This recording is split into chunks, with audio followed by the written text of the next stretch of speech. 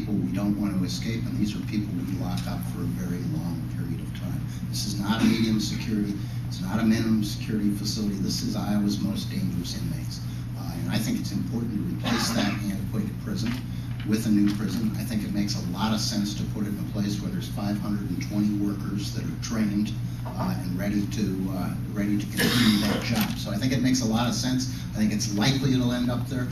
I don't think anything's a done deal. But I also want to point out, it isn't just a new maximum security prison. They've also made recommendations for the women's facility in Mitchellville. They've also made significant recommendations on community-based corrections. And the fact of the matter is, 98% of the people that go into the prison system come out of it and come back to their community. And if we don't build the kinds of facilities at the local level, community-based corrections, if we don't build those and reintegrate those people back into their community, they'll get back and they'll start right in where they left off. And so we need a much stronger system at the community-based level. We need this new prison, maximum security, because there are people I still believe need to be locked up permanently or for a very long period of time. But we've got to do a better job of community-based corrections as well. And there are recommendations in this report related to community-based corrections as well. Thank you. Okay, Iowa has the unique distinction of being the only state in the country that does not have a Consumer Rights Act, so that individuals one-on-one can really be able to fight fraudulent practices in businesses. I know the Attorney General's office and Tom Miller is working on this issue. Is there any possibility or realistic idea that this could come up for any kind of serious consideration? Yes. So you want me to start? Yes, I think it's very likely the legislature will consider that legislation, and in the end, it's going to be an issue of what kind of legislation we're going to pass. Yeah, there are 49 other states that have this legislation. Each of those states have a little different approach. In some cases, they exempt certain businesses. In some cases, they don't. We're going to take a look at that. Our Commerce Committee is going to give it a fair study. I think our Judiciary Committee is going to look at it as well.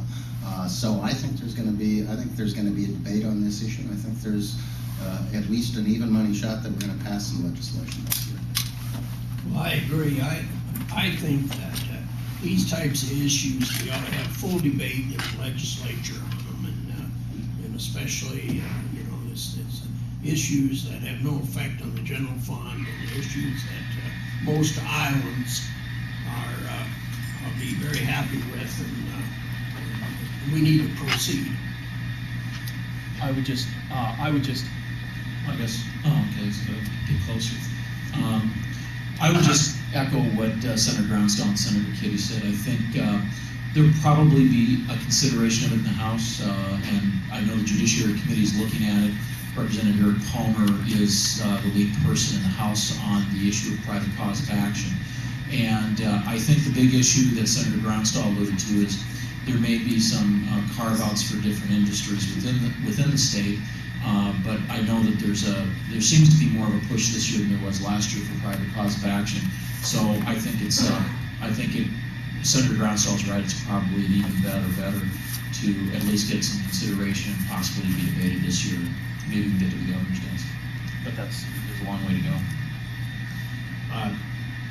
We've heard from the majority party. They obviously will drive the issue on this, and we'll see where it goes. I would have to comment on the fact that I'm certainly happy to hear that Senator Kibbe indicates that items that don't affect the budget and items that most Iowans want will be debated this year. I think it's great to hear, and I do want a copy of the tape from this show so that I'll be able to play that back at a later date. So we'll see what happens. I'm more than willing to take a look at the issues on that.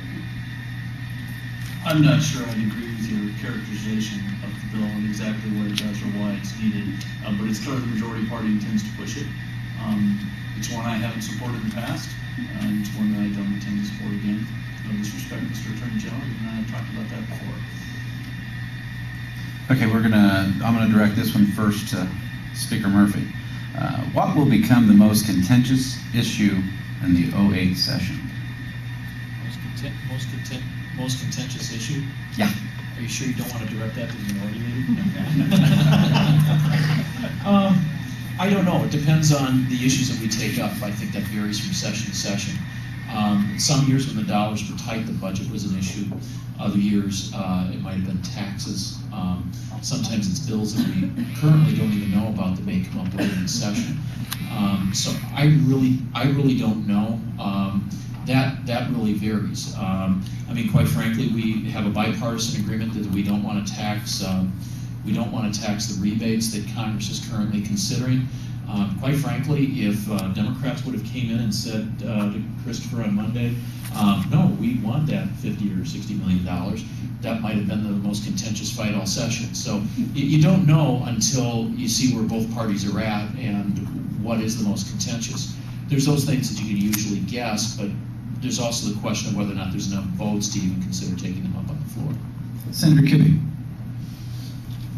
Well, the most contentious will be the budget. And, you know, every day we got groups over there asking for a little more than they got last year. And many of these groups are that take care of our elderly in rural Iowa, and home health care, and hospitals and nursing homes, and in the end, because of our tight budget, we will fund them, but they're not going to get increases like they want. So there's going to be a lot of disappointment, and it's hard to say what's going to be the most contentious. In our caucus, we work together very well, and there's not a lot of discontent between us on the issues. The issues are the same as last year: education, healthcare, and jobs. And you know, the whole state, wherever you go in the state, the issue is wages. If we're going to try to keep people here, train them, and bring them back, you know, that's what we're dealing with, you know. And business and industry is advocating different things to help keep people here or bring them back. And so that ought to be the number one. That ought to be the number one issue. There's some contentious issues between us on how to get that done, but I think the goal of both parties is the goal is the right one to have. Representative Rance. Nothing has to be contentious. Speaker Murphy's right. It depends on what bills the majority party decides to bring up. I predicted on opening day that if the Democrats move forward with their next gut Iowa's right to work law, that will guaranteed be the most contentious issue. It's one that there's deep divisions on, but it's one that, frankly, there's bipartisan support to not debate. So I've asked the Speaker to table that issue for the year. I'm still sort of waiting for a response on that. Any attempts to, I think, raise taxes, Pat was correct on that. If legislation moves forward to either take away part of the federal stimulus package or to ask Iowans to pay more, which I consider to be an anti-stimulus bill. I think the governor's revenue enhancements are anti-stimulus proposals. Those kinds of issues will be very contentious. The one that is probably has contention out there, but it's not partisan. It really is geographical, has to do with the local option sales tax, whether or not that particular piece of tax legislation should be expanded, the tax applied to things that's currently not, made permanent instead of being controlled by the local voters, those kinds of things. There are Republicans and Democrats on both sides of that issue, I think, with deeply held feelings, and that will probably be contentious if it comes forward. Senator Grunstall. I'd say the most contentious issue is going to be healthcare, and I don't want to confuse contentious with partisan. I'm not surprised that some issues are partisan. The most partisan issue of the session is who's going to win next fall's elections. That's the most partisan issue out there. The most contentious issue is healthcare. We have real challenges in healthcare in the state. We also have an incredible opportunity. We had a healthcare commission that worked, put together a bunch of recommendations that they brought to the legislature. We're going to move forward with those, and they will be contentious, and that's not bad that they're contentious, because there are tough issues out there. But I got to tell you, Iowa is better equipped than any state state in the union to deal with these issues. We have the highest percentage of voluntary coverage in insurance. We have the highest percentage of the population covered by insurance. We have the 4th lowest costs in the country for healthcare, and we have the 6th highest quality. You put those 3 factors together, we're the state that ought to lead the way on healthcare reform. And so I think we're going to take some significant steps this year in the area of healthcare reform and get people in the state better options, better opportunities, mitigate the